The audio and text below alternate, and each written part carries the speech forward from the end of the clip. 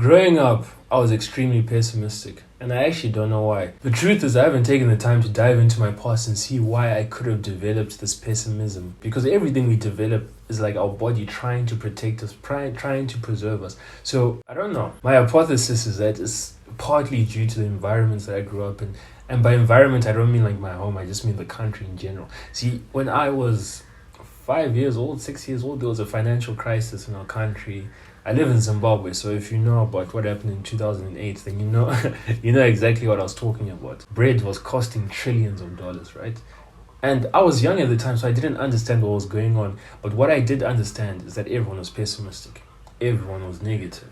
So perhaps I internalized that. But where I got it from isn't as important as what I needed to do, which was change myself from a pessimistic person to an optimistic person. When I was younger, I would always focus on the negative. I would always focus on what could go wrong. If someone presented me with a future possibility, a future opportunity, I would find every single thing that could go wrong.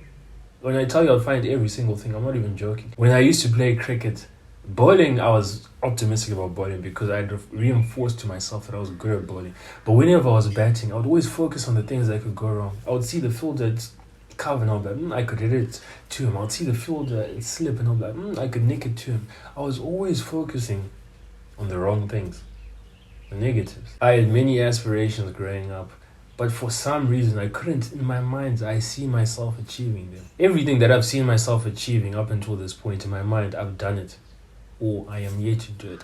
But that wasn't the case. For most of my life, I couldn't see myself achieving the things that I wanted to achieve. And because of that, I simply didn't achieve them. And I don't know if you've noticed this, but I think that in society today, it's kind of cool to be negative. A lot of people are quick to hate.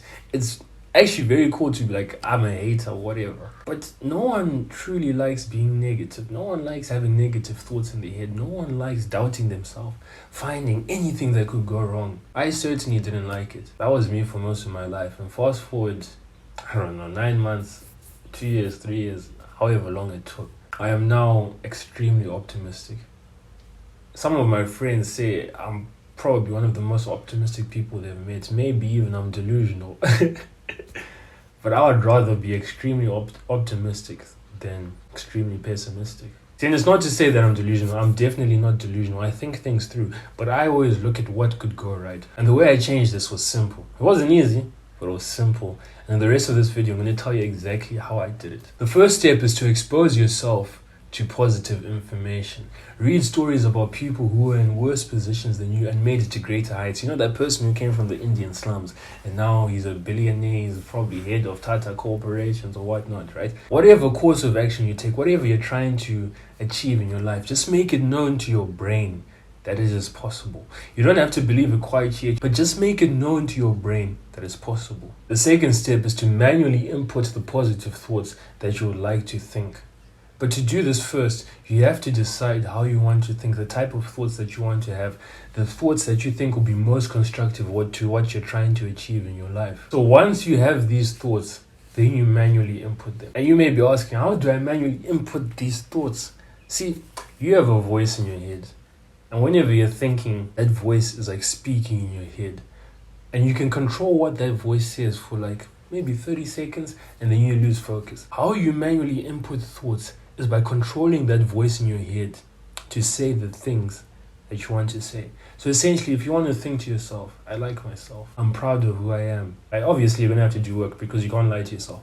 But if you're doing the work and you don't believe that you're proud of who you are, you want to change that perception and change the way you think, you control that voice that's in your head and you tell it. You make it say inside your head, I am proud of myself. A thought that I've been telling myself right now is things are going to get better. Things will work out. Because I am working to make things work out. But right now, it just doesn't seem like things are like just working out. So every day I tell myself things are going to work out. Things are going to work out. And now that is becoming my default setting, my default thought during situations where I know I'm putting the work in, but things just aren't clicking just yet. So just to remind you, in case you've forgotten, you've probably forgotten because your attention span, I don't know. But the way to manually input a thought is to control the voice in your head and to make it say the type of thought you'd want to think. And the best way to actually change your thinking is to practice this manual input of thoughts when you're in a situation where that thought would be helpful. So let's say if you want to change the way you think when you're working out, like you want to tell yourself, push through, I'm strong, I've got this, I've got all the energy I need, I can push through this. It won't make sense for you to like manually input those thoughts while you're sitting in your bed.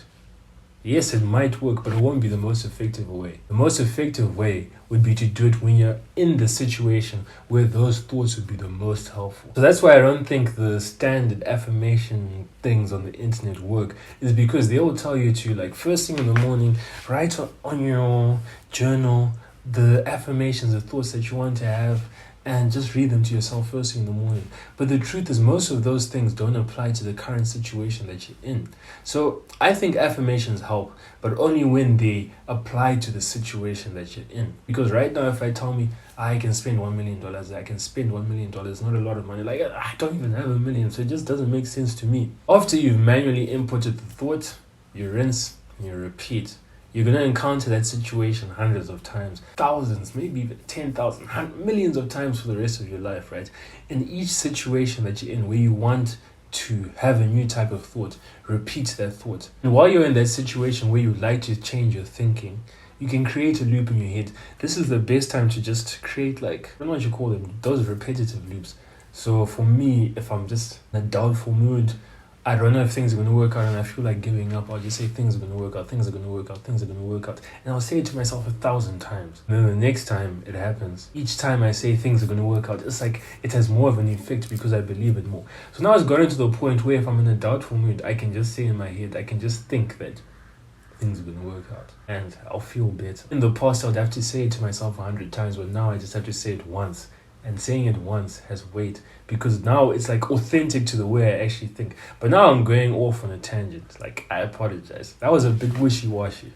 I'm gonna keep it calm for the rest of you guys. In a previous video, I described thinking as a muscle. So changing the way you think is conditioning your thinking muscle to move in a certain way. So the more you manually input a certain thought, the more efficient your brain will become at producing that thought until it just becomes muscle memory for your thinking. And whenever you're in that certain situation, you will automatically think that positive thought that you want. You can apply this to going from being pessimistic to optimistic. You can apply this from having a scarcity mindset to having an abundance mindset. You can apply it to any type of thinking that you want to change. But anyways, that's it for the video today. I hope you enjoyed it. And as always, if there are any people early on in their self-improvement journey and they just want a little bit of direction, click the first link in the description. It will take you to a calendar where you can book anytime you want. We can have a one-on-one meeting or one-on-one session, whatever you call it. And I'll help you through your problems. Anyways, I'll catch you, gents. Cheers.